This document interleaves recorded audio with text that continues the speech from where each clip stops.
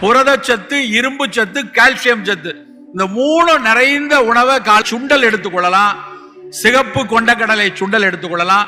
காலையில சிவப்பு கொண்டக்கடலை சுண்டல் படகு பெரிய நேரம்லாம் ஆகாது.